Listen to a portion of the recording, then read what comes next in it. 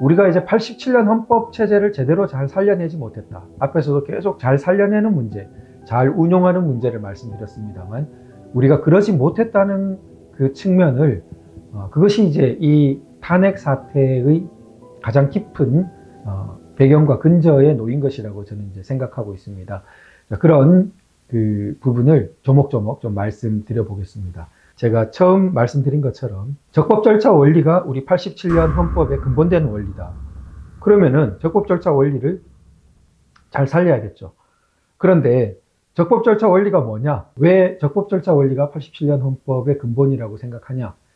자, 우리가 우선 그 문구상으로도 적법 절차라는 원리가 처음 들어왔습니다. 그때 적법 절차라는 문구는 그 성문헌법 대표국가인 미국에서 오래도록 헌법의 근본 원리로 중시되어 왔기 때문에 우리도 그 전에 이렇게 도입될 수도 있을 텐데 그러지 않았어요.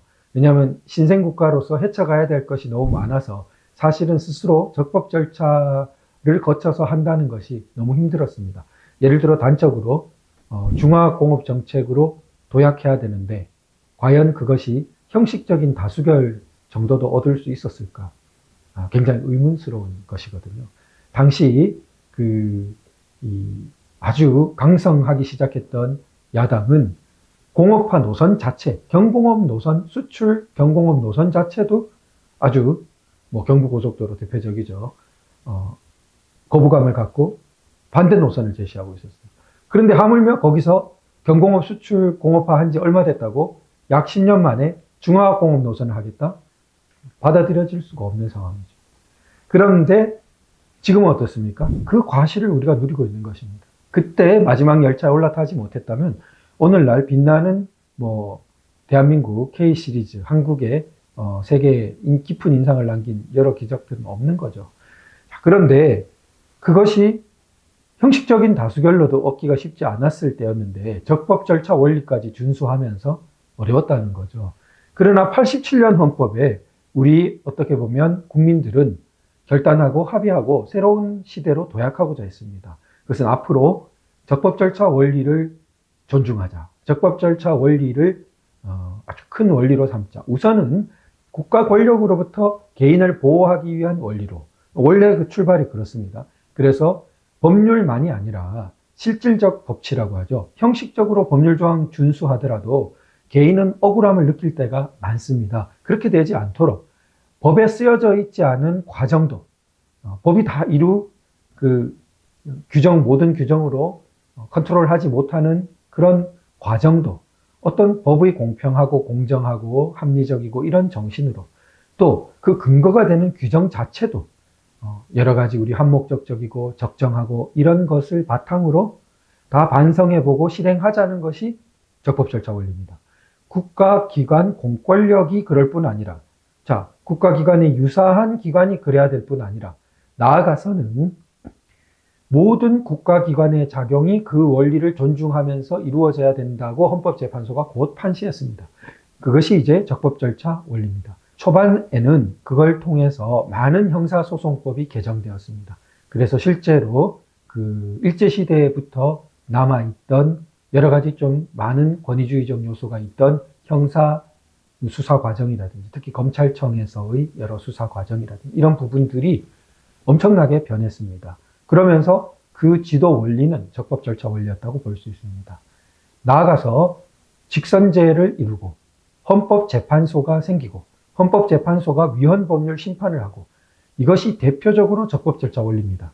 법률도 그냥 법률에 대해서 법이니까 만들어졌으니까 이게 아니고 이 법률이 한목적적으로 헌법에 비추어서 과연 합헌적인지 따져서 위헌적이라고 여겨지면 비록 입법부에 통과되고 대통령이 공포한 것인데도 그걸 위헌으로 만들 수 있다는 것이 헌법재판, 위헌법률 심판의 원리고 이것이 바로 적법 절차 원리가 아니면은 설명할 수 없는 미국으로부터 나온 원리입니다. 그러니까 이런 적법 절차 원리가 87년 헌법을 통해서 비로소 우리나라에 본격적으로 도입되고 이제 실천되기 시작한 것입니다.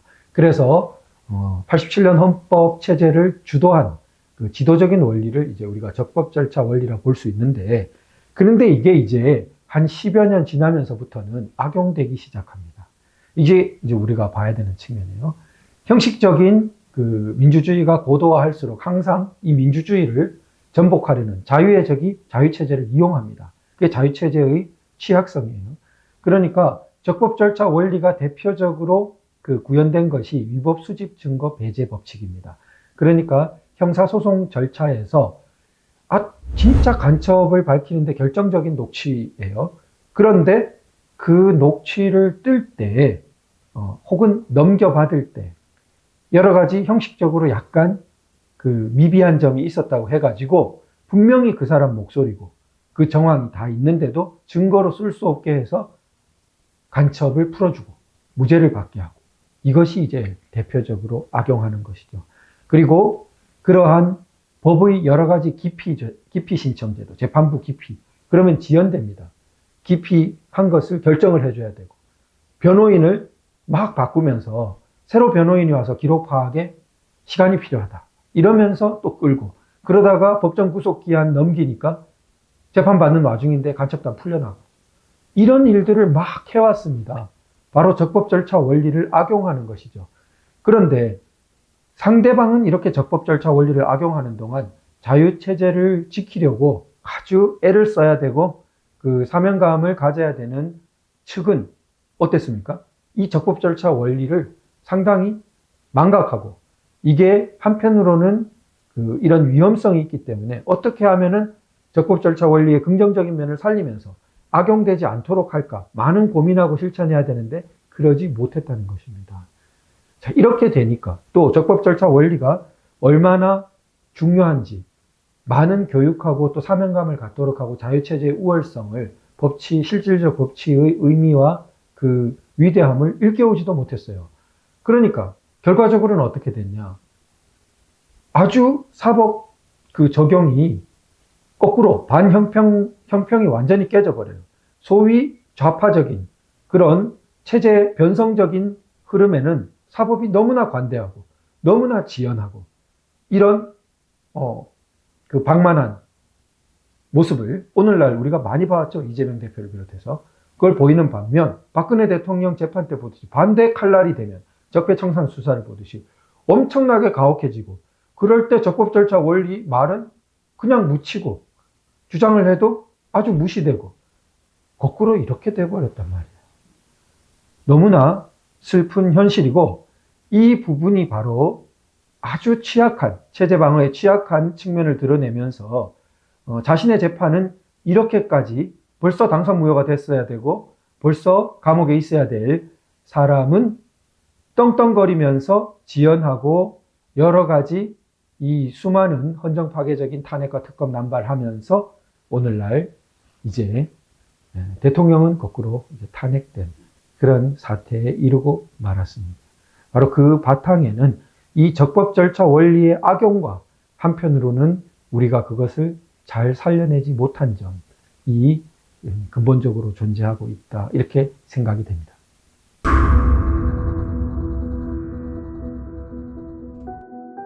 적법 절차 원리의 그 파괴, 그리고 87년 헌법 체제를 우리가 잘 살려내지 못한 점을 보면요, 이재명 민주당 체제 들어와서의 극도의 헌정 파괴 부분을 볼 수 있습니다. 제가 여기서 자세히 이 부분은 말씀드리지 않겠습니다. 왜냐하면 다른 기회에 이 부분은 많이들 접하시고 들어보셨을 거기 때문에, 그 탄핵을 세상에 단 2년간에 그 이전에 74년간 있었던 탄핵 발의 숫자보다 더 많은 수를 해버렸습니다. 말이 됩니까? 정말 기가 막히는 거죠. 그처럼 바로 직무정지 시킬 수 있기 때문에 그 무겁게 행사돼야 될 헌법 수호를 위해서 행사해야 될 탄핵을 극히 정략적으로, 극히 오히려 헌법 파괴적으로 단 2년 만에 그 전 74년에 있었던 것보다 더 많은 수의 25건인가요? 거의 55%를 넘는 숫자의 탄핵을 발의했습니다. 그리고 실제로 직무정지시키고 사퇴시키고 그렇게 난리법석을 피워왔던 것입니다. 특검법 남발했습니다. 거의 30%에 해당되는 숫자의 특검법을 이 이재명 체제 들어서 했습니다. 그것으로 또 얼마나 전국을 늘 뒤흔들어 왔습니까? 그래서 그 특검 탄핵으로 지새왔다고 해도 과언이 아닐 정도로 하면서 자기 반성이 전혀 없죠. 그러니까 이게 과연 그 적법 절차 원리가 생각하고 있는 방식일까? 특검법, 탄핵 발의 모두 적법 절차 원리의 정신에 비추어 보면은 어긋나는 일들이었어요. 그러면은 우리 반대편에서 적법 절차 원리, 이 87년 헌법의 근본 원리를 강조하면서 왜 방어를 제대로 하지 못했냐는 것입니다. 이 부분은 우리가 깊이 생각해 보아야 됩니다. 바로 그것이 이 87년 그 체제의 비밀을 우리가 잊으면서 그걸 제대로 잘 살려내지 못한 것이죠. 헌법 조항이 없어서가 아닙니다. 헌법 조항이 있는데 강조를 못하는 것입니다. 그리고 그것을 우리가 제대로 싸워오지 못한 점, 제대로 교육하지 못한 점, 제대로 살려내지 못한 점에 대해서 심지어는 8년 전 탄핵 사태를 맞고도, 그러고도 우리가 그 부분에 대해서 강조가 부족했고 여러 가지 살려내지 못했다는 점을 뼈아프게 통탄하고 저 또한 그 책임을 많이 절감합니다. 그러나 어쨌든 일어난 것은 일어난 것이고 지나간 것은 지나간 것입니다. 지나간 시간을 되돌릴 수 없고 우리가 지금 서 있는데 그럼 앞으로는 정말 이것을 살려내야겠죠. 이제 뒤에 앞으로에 대한 부분을 말씀드리겠지만 우리가 87년 헌법을 잘 살려내지 못했다 했을 때 우리 적법 절차 원리가 얼마나 광범위하게 적용되는지를 말씀드리고 있는 것이고요. 그 다음 세 번째로는 제가 그 사법 계열을 말씀드리고 싶습니다. 우선 헌법재판소가 한 10여 년간은 굉장히 이 적법 절차 원리를 살리는 방향에서 좀 잘 작동하는 듯 되었습니다. 그런데 극단적으로 우리 박근혜 대통령 탄핵 사태 때, 그 전조는 노무현 대통령 탄핵 사태 때 붙어 있었습니다. 그러니까 그 사건을 너무 제가 봤을 땐 가볍게 처리한 것이 뒤에 큰 화근을 낳았고, 지금도 아마 헌법재판소는 그 부분에 대해서 더 깊이 있게 혹시 못 생각하고 있을 수 있는데 큰 일입니다. 대법원도 이렇게 판례 변경을 하듯이 헌법재판소도 자신의 판시를 이번 기회에 꼭 바꿔야 될 것이라고 생각됩니다. 뭐라고 했냐면은 우리 그 노무현 대통령 탄핵 때 벌써 우리나라의 국회법이 지닌 이 적법 절차 원리에 비추어 봤을 때 아주 위헌적인 요소가 드러났습니다. 자, 대통령이 국회 의결을 하면은 직무가 정지되어 버리는 그런 효과를 가지는 의결입니다. 그런데 국회법은 어떻게 되어 있습니까? 130조 1항에서 법사위 조사를 임의로 생략할 수 있도록 되어 있습니다. 이상하죠? 아니, 우리가 사소한 범죄를 확정짓기 위해서도 불복하면 1심, 2심, 3심까지 거칩니다. 그런데 고위공직자들을 위해서만 탄핵 심판제도가 있어요. 고위공직자가 헌법 파괴하는 것을 막기 위해서. 그런데 고위공직자에 대해서만 있는 그 탄핵 제도를 만약에 충실한 조사도 없이 막 해버리면 곧바로 직무가 정지되어 버리는데 너무나 이상하지 않습니까? 소추 의결만으로 마치 기소한 것 이상의 효과가 납니다. 기소한다고 해서 직무정지가 바로 되지는 않는 경우도 많은데 이거는 기소하면 바로 직무정지 돼버리지 않습니까? 그 정도로 효과가 큰 것을 충실한 조사도 없이 한다? 너무나 앞뒤가 맞지 않는 것이죠. 그런데 국회법 130조 1항이 바로 그런 흠결을 갖고 있고 위헌적인 법률은 많이 있을 수 있어요. 그리고 우리 국회 권한을 대체로 강화하는 쪽에서 87년 헌법이 작동했기 때문에 바로 이런 국회법도 가능했고 국회는 자기 권한의 강화니까 스스로 제어를 별로 안 한단 말이에요. 그게 위헌적인 요소가 생기기 쉬운 딱 환경이죠. 그러니까 당시 헌법재판소가 이 130조 1항의 문제점을 지적했어야 합니다. 이렇게 졸속으로 법사위 조사도 없이 막 탄핵 소추 의결할 수 있게 하는 130조 1항은 문제가 있다. 그때는 어차피 기각이었으니까 차라리 이 위헌성을 지적하면서 이렇게 위헌적인 조항으로 소추 의결을 했기 때문에 각하다 했으면 우리 나라에 얼마나 좋은 일을 했을까 두고두고 아쉬움이 남는 대목입니다. 자, 그런데 지금이라도 해야 됩니다. 늦었다고 자꾸만 또 같은 판시를 되풀이해서는 나라를 정말 망가뜨리게 됩니다. 파괴하게 됩니다. 자, 그리고 두 번째로 130조 2항에 가면은 이렇게 조사 없이 올려요. 조사 없이 본회의 보고 후에 조사 없이 의결을 조사 없다고 하면은 72시간 내에 의결하도록 강제하고 있어요. 이건 또 뭔 말입니까? 완전히 거꾸로죠. 아니 조사도 없이 했으면은 그럼 의결까지 무슨 시간을 안 두든지 해야 그나마라도 좀 숙려할 시간이 있지 않겠습니까? 그런데 오히려 반대예요. 72시간 안에 무조건 표결해야 되고 안 그러면 폐기된 것으로 봐요. 그러니까 어렵사리 소추했는데 그러면은 자 대통령 같으면은 과반수로 소추하고 의결은 3분의 2입니다. 대통령 외의 모든 고위공직자 여러 사람들은 3분의 1로 소추하고 과반수로 의결해버려요. 그럼 소추한 그게 또 있으니까 쉽게 포기를 안 하려고 할 거 아닙니까? 자, 그래 되니까 72시간 내에 사실상은 막 강제되는 그야말로 번갯불에 콩 구워 먹듯이 탄핵을 의결해버리는 사태를 마주치게 되는 것입니다. 이것이 어떻게 적법 절차 원리에 실질적 법치에 부합하는 일이 되겠습니까? 자, 아마도 제가 추측하기에 이런 그 130조 2항의 72시간 제한이 생긴 이유는 법사위 조사를 안 할 정도면은 너무나 명백하거나 아니면 너무나 잘못된 것이 명백하기 때문에.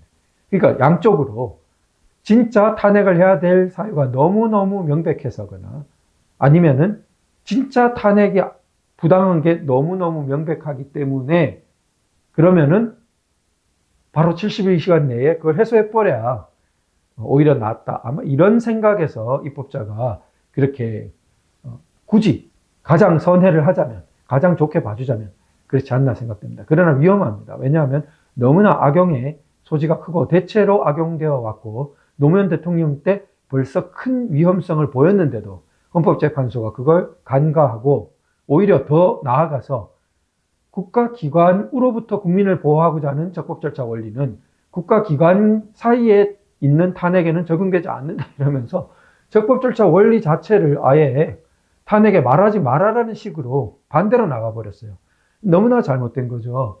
국가기관 작용 전체에 적용되어야 한다고 헌법재판소 자신이 스스로 이미 판시했었고 그러면은 왜 국회는 그걸 안 따라도 돼요? 그러니까 국회가 더 난리를 부리고 있잖아요. 계속해서.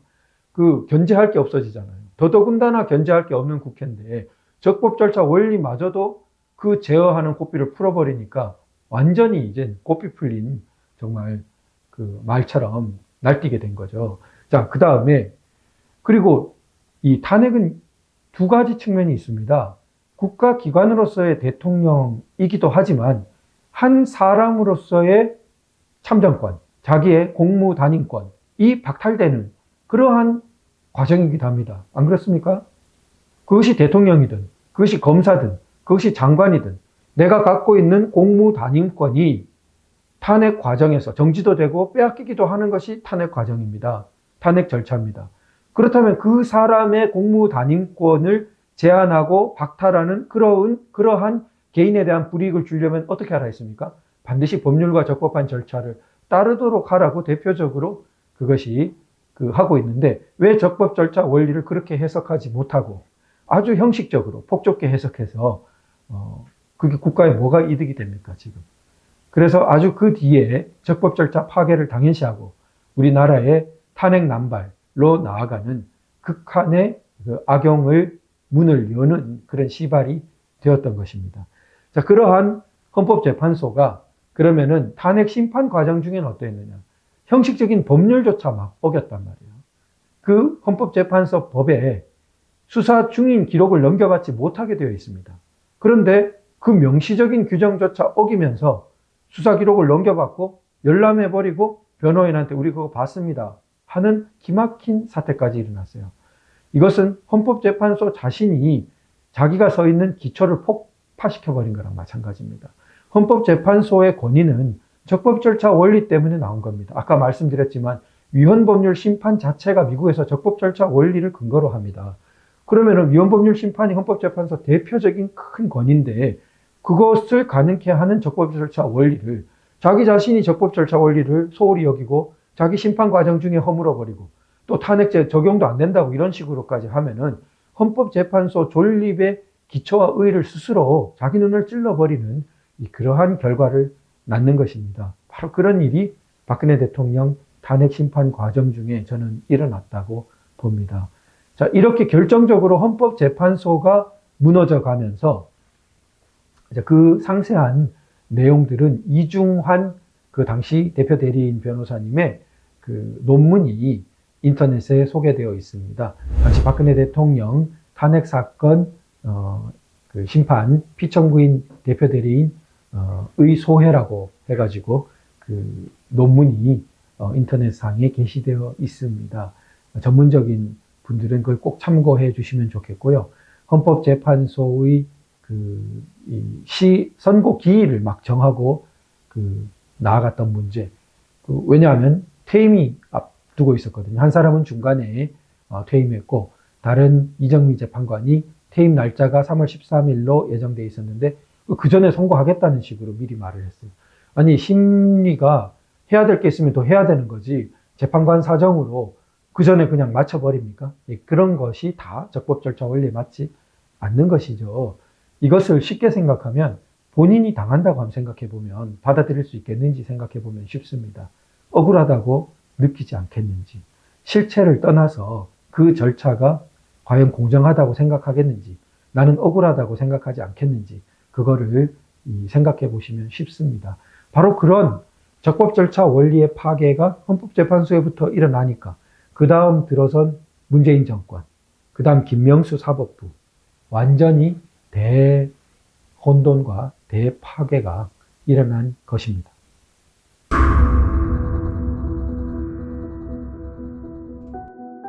사법부에 대해서 한번 살펴보죠. 자, 탄핵 후에 박근혜 대통령 형사재판이 이어졌습니다. 여기서 또 너무나 많은 적법 절차 원리 파괴가 이제 예사로 일어났습니다. 그래서 주사회재판, 방어권이 심각하게 침해되는 그러한 그것이 종일 증인신문으로 이어지는데요. 그럼 증인신문 준비는 어떻게 합니까? 자, 그런 부분이 이재명 대표 재판과 비교해보면 쉽습니다. 이재명 대표 재판 왜 그렇게 안 합니까? 너무 이상하지 않습니까? 박근혜 대통령 재판은 그렇게 해야 되고, 이재명 대표 재판은 왜 1심조차 2년 몇 개월을 끌면서 거의 3년이 다 돼가도록 이렇게 끕니까? 그리고 공직선거법, 법상에 180일에 하게 되어 있는 것 자체를 2년 2개월을 끌고, 말이 안 되지 않습니까? 증인 다 받아주고 수백 명. 그럼 증인을 많이 했으면은 그럼 일주일에 사회를 하든지 전처럼. 이건 왜 일주일에 한 번, 2주일에 한 번, 아프다고 안 나와, 국회 일이 있다고 안 나와, 뭐 해야 된다고 안 나와. 왜 그렇게 됩니까? 이쪽은 적법 절차고 저쪽은 적법 절차가 아니에요? 그런 자체가 적법 절차 원리가 얼마나 붕괴되어 있는가를 보여주고 있습니다. 그러니까 또 인신구속, 굉장히 불공평하게 느낍니다. 그래서 박근혜 대통령 때도 아니 당연히 법정 구속 기한이 지났으면 도주 우려가 어디 있습니까? 그런데 형도 확정 안 됐는데 왜 법정 구속 기한 지나도록 그러면은 풀어주지 않고 생뚱엉뚱한 거 하나 남겨두었던 거를 다시 구속 사유로 주장하면서, 그래서 그 당시 변호인단의 총사퇴를 가져오는, 그런데 그 뒤에 어떻습니까? 좌파 불구속, 우파 구속이라는 말이 생길 정도로 수많은 소위 전 정권 인사, 우파 인사들은 허무할 정도로 쉽게 구속되고 허무할 정도로 쉽게 포토라인에 수갑 채워서 세우고, 반대 경우는 정말 드물고 그렇게 되는 것이, 그게 어떻게 형평에 맞으며 적법 절차 원리를 준수하는 것이라고 할 수 있겠습니까? 그런 일들이 지금 조국 대표 2심 선고 실형이 나도록까지 거긴 구속이 안 되고, 이렇게 사법부의 적법 절차 원리가 무너지면서 사법 불신이 우리 사회에 극도로 심해졌고, 그게 우리 사회의 기초 인프라를 얼마나 파괴하는 것이겠습니까? 신뢰 자산을. 그래서 그런 부분이 87년 헌법의 몰이해로부터 무엇이 잘못되었는지조차 아직 제대로 지적되지 못하는 게 많거든요. 그런 그 사법부의 문제. 그리고 이어서는 어떻게 됐습니까? 결국 검찰, 경찰, 지금 공수처 마찬가지 준사법기관의 대혼돈이 벌어지고 있습니다. 여러분 지금도 보시듯이 그토록 늦잠을 자던 수사기관들이 갑자기 완전히 번개가 되었습니다. 번개가. 그리고 빛의 속도 경쟁을 서로 하고 있습니다. 공수처가, 경찰이, 검찰이 서로 통보 날리고 금지시키고 영장 청구하고 난리가 났습니다. 과잉 수사라는, 자신들의 직권 남용이라는 생각도 안 해봅니까? 그럼 이때까지는 뭐 하고 있었습니까? 이재명 대표 측 수사, 그리고 야권 측 수사에는 뭘 하고 잠을 자고 있었습니까? 2020년부터 제기되었던 수많은 선거소송 부정선거 의혹에 대한 수사는 뭘 하고 있었습니까? 그러다 갑자기 왜 이렇게 됐습니까? 이 모든 것이 적법 절차 원리가 얼마나 붕괴되어 버렸는지, 그리고 우리가 이 근본을 얼마나 잊고 있는지를 여실히 보여준다고 생각됩니다.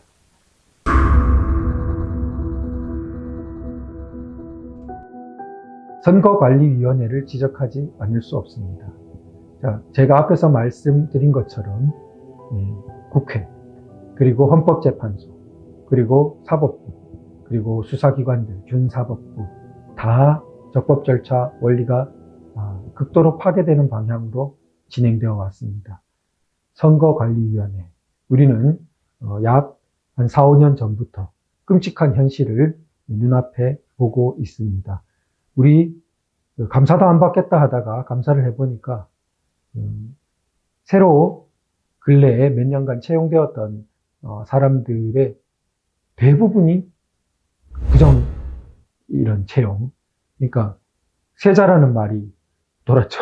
세자. 뭐 사무총장인가 그 분의 그 아들을 당시 그 기관 내에서 세자라고 은어로 불렀다고. 부정 채용과 관계된 거죠. 수많은 인척 그 자녀들을 그러한 부정 채용으로 이렇게 하고, 그리고 그 서울경제신문에 난 그 시리즈를 보면은 몰디브로 핑계를 대가지고 연수하면서, 몰디브가 우리 선거관리위원회하고 무슨 상관이 있겠습니까? 관광지로 유명한 곳이죠. 거기에 장기 출장을 가고 다 국비 쓰는 것입니다. 왜 이렇게 됐을까요? 독립기관이다 이러면서 그래요. 헌법에 규정된 독립기관이다. 헌법에 나와요. 그러니까 우리가 삼권분립, 입법부, 행정부, 사법부 알지만 그 다음에 헌법재판소, 그리고 선거관리위원회, 감사원 이렇게가 헌법 속에서 별도의 장과 절을 두고 이렇게 규정되어 있습니다. 그만큼 중요하기 때문에, 무겁기 때문에 해놓은 것이죠. 그러면은 그렇게 헌법적으로 무겁게 다루어 주었으면은 뭘 느껴야 됩니까? 무거운 책임을 느끼고 그 무거운 책임에 따라 행동을 해야죠. 그런데 흔히 독립만 부르짖고 책임은 지지 않는 것이 기관의 현실입니다. 사법부의 독립만 부르짖고 사법부의 책임은 안 지고, 그리고 헌법재판소의 독립만, 헌법재판소의 책임은, 다 그런 식이 돼. 국회의 독립만, 국회의 책임은. 국회는 자율권이라 그러죠. 이 극심한 사례가 선관위에서 일어났던 것입니다. 그리고 그 부작용은 거기서 그치지 않습니다. 그 내부에 이러한 모든 부정이 쌓여 있다면 그 내부가 공정하게 작동할 수 있겠습니까? 그 내에 형성되어 있는 카르텔이 과연 정치권과 혹은 그것을 부정하게 이용하려는 외부 세력과, 거기에는 심지어 외국 세력까지 포함될 수 있습니다. 누군들 우리 정보기관이어도 예를 들어 어떻습니까? 적성국가에 어떤 내용이 있다면, 그러니까 우리 주변의 우리와 체제가 다른 그런 국가들에서는 왜 그 체제의 빈틈을 노리지 않겠습니까? 얼마나 먹잇감이 되기 쉽겠습니까? 자, 이런 그 선관위가 뭘 담당합니까? 모든 선거를 담당하고 모든 거의 우리 공직선거에 관계된 여론조사를 담당합니다. 얼마나 심각합니까? 그것을 우리가 제대로 제어할 수 있는, 감사할 수 있는 것조차 이것은 감사 대상이 아니다. 심지어 그 전산 시스템조차 온갖 핑계를 대서 결국 거부하고, 국정원이 하는 것도 가진 애를 먹고 그것도 전체적으로 못하고, 이런 난리까지 이른 것입니다. 이게 적법 절차 원리에 부합되는 것이겠습니까? 바로 각각의 국가기관들이, 각각의 헌법 질서가 이처럼 87년 헌법이 예정하고 고양시키고자 했던 적법 절차 원리를 망각하고 점점 더 이를 파괴하고, 따라서 87년 헌법 체제를 파괴하고 붕괴시키는 방향으로 자꾸만 가고 있었던 것입니다.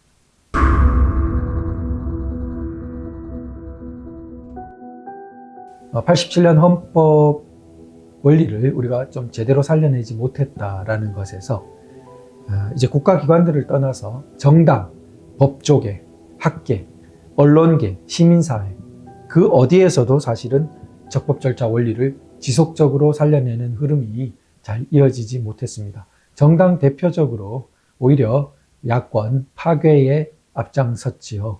정당 내부의 선거가 과연 공정할까? 우리 야권 돈봉투 수사로 지금 유명하죠. 그런데 돈봉투 수사, 돈봉투만일까? 그것도 지금 제대로 수사 재판이 진행되지 않는 기미가 있는데요. 그것만일까? 그들 내에 예를 들어 그 개표 시스템, 그들 내에 공천 시스템, 공천 조사 시스템, 이런 건 과연 정당하게, 공정하게 작동했을까? 누가 그걸 견제해 줍니까? 쉽지 않은 거죠. 정당 내부에 과연 우리 시민사회의 역량이 그걸 충분히 견제할 만했을까? 이런 질문들을 우리는 많이 놓치고 살아왔습니다. 그러면 정당 내부가 곪을 때, 정당이 곪는데 국회가 제대로 설 수 있을까요? 우리 민주정치가 제대로 설 수 있을까요? 정당이 얼마나 큰 역할을 합니까? 대권 후보를 배출하고, 그리고 대통령이 되고. 그런데 정당은 막상 그 안이 곪아 있다면, 망가져 있다면, 이런 부분들에 대해서 우리는 간과했습니다. 적법 절차 원리는 정당과 같은 거의 준국가기관적인 보조금을 많이 받지 않습니까? 국세 아닙니까?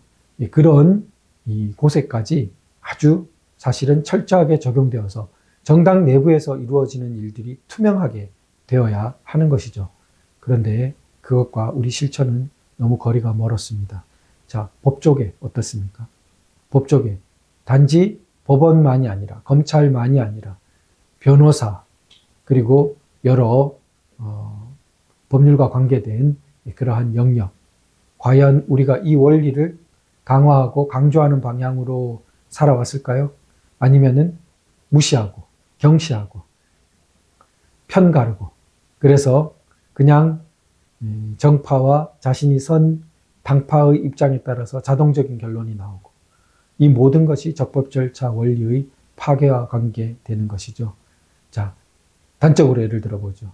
이재명 재판, 조국 재판에 대해서 입을 닫던 그런 수많은 법조 영역이 왜 지금은 신속 수사와 재판을 하라고 막 난리를 하죠.